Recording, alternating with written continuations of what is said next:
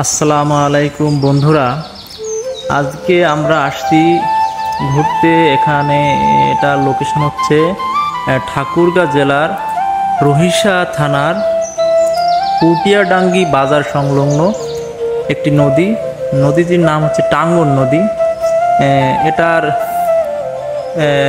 একটা switch gate আছে। Switch গেটের নাম হচ্ছে টাঙ্গন ব্যারেজ। তো এখানে আমরা মূলত আসছি ঘুরতে।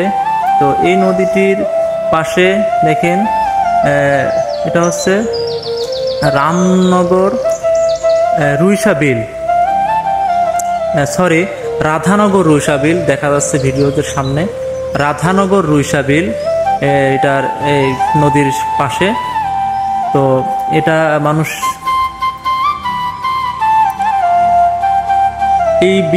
এই নদীটার পানি যখন ভরে যায় তখন এই বিলের প্রচুর পরিমাণে মাছ মানুষ মারতে পারে।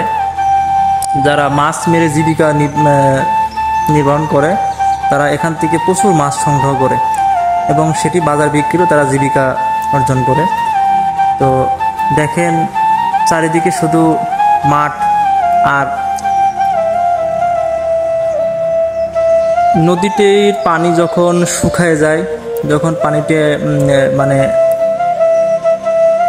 নদীটির পানি যখন কমে যায়, তখন এই মাঠের মাঝে মাঝে কিছু পানি জমা থাকে।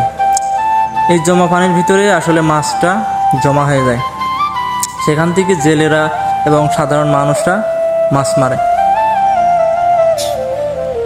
তো বন্ধুরা, আপনারা দেখতে পাচ্ছেন যে সুইচ গেটের চারপাশটা ঠিক